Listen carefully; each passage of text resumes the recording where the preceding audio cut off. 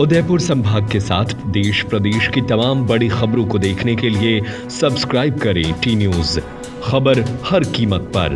राज्य बजट में आज विधानसभा में वित्त मंत्री डिप्टी सीएम दिया कुमारी ने कई घोषणाएं की है। इसमें उदयपुर संभाग के आदिवासी क्षेत्र में स्थित ऐतिहासिक, धार्मिक और इको टूरिज्म साइट्स के विकास को लेकर ट्राइबल टूरिस्ट सर्किट विकसित करने की घोषणा की है।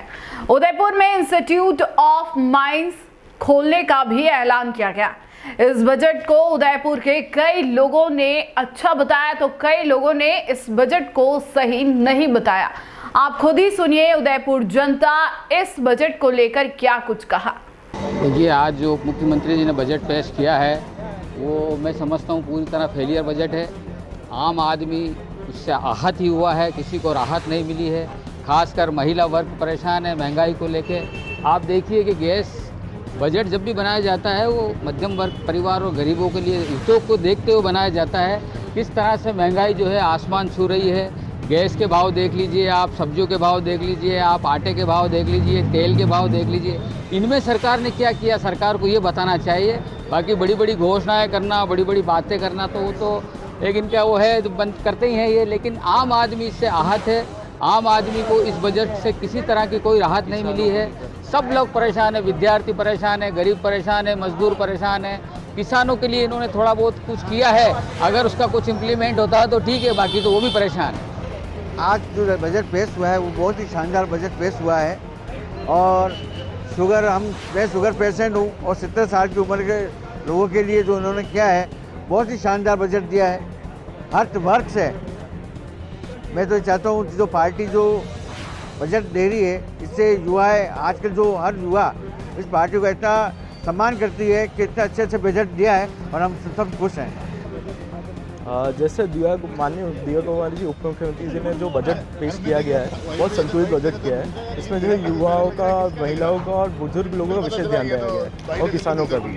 बुजुर्ग लोगों का विशेष ध्यान इसलिए दिया गया है कि बुजुर्ग लोगों के लिए होम डिलीवरी मेडिसिन की गई है, बहुत बड़ी सुविधा दी गई है। बाकी बुजुर्गों को लाइन में लग के दवाई लेनी पड़ती थी 70 वर्ष से ऊपर वालों के लिए। तो इसके बाद फिर डायबिटीज़ पेशेंट्स के लिए अलग से विशेष क्लिनिक वो घोषणा की गई है, जो आमतौर अभी समाज में डायबिटीज़ बढ़ रही है तो उसका ध्यान रखते हुए दी गई है। उसके अलावा युवाओं के लिए कम ब्याज में सब्सिडी में लोन उपलब्ध किए गए उद्यमी के लिए। और इसके फिर किसानों पे आते हैं तो किसानों पे MSP बढ़ा दी गई है। किसान सहायता 6,000 से 9,000 कर दी गई है। अब मुफ्त ब्याज में लोन उपलब्ध किया गया है। और महिला वर्ग के लिए जो उद्यम चालू करने उसमें भी आपको किया गया। और ट्राइबल टूरिज़्म जो राजस्थान में ख़त्म होने आया था उसको वापस ऑक्सीजन देने के लिए उन्होंने 1000 करोड़ का जो विशेष पैकेज निकाला है बहुत अच्छा किया गया है। तो और कुल मिला के संतुलित बजट है पूरा। बजट पेश हुआ पूरा संपूर्ण राजस्थान में, हर वर्ग को इन्होंने लिया है, परंतु इम्प्लीमेंटेशन होना बहुत बड़ी बात होती है। जो इम्प्लीमेंटेशन अगर होता है तो मुझे लगता है कि कहीं ना कहीं अच्छी बात है। परंतु मैं उदयपुर का हूं और उदयपुर की बात करूंगा। उदयपुर के नाम पर 10 में से मैं इस बजट को 0 अंक देना चाहूँगा, क्योंकि मानगढ़ धाम, त्रिपुरा सुंदरी टूरिज्म में लिया गया है तो उदयपुर को क्यों छोड़ा गया। चाहे केंद्र का बजट हो, चाहे राज्य स्तर का बजट हो, राज्य सरकार का बजट हो, जब जब भाजपा सरकार आती है तब ये कहीं ना कहीं उदयपुर को मतलब नष्टो नाबूद करने में, आप मान लो या आप बोल दो कि कहीं मतलब छोड़ देता कि उदयपुर पूरे राजस्थान के मैप में कहीं उदयपुर दिखना नहीं चाहिए। टूरिज्म के हिसाब से देखें या किसी भी तरह से जल स्वावलंबन के हिसाब से देखें।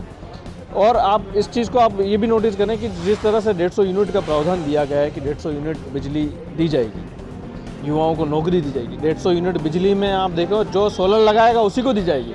परंतु पिछली सरकार ने जो इम्प्लीमेंटेशन किए हैं 100 यूनिट, आज भी उस लोग उनको धरातल पे है और धरातल पर लोग 100 यूनिट का उसको उठा रहे हैं।